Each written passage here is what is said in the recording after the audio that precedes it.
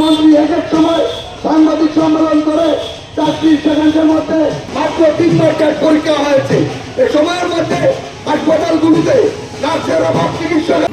BJP করো, কংগ্রেস করো, CPM করো, আর রাজনীতি নাই করো, শিক্ষিত যোগ্য বেকারদের রাজ্যে 50,000-এর উপর শূন্য পদ খালি পড়ে আছে। এই শূন্য পদ দ্রুত পূরণ করতে হবে।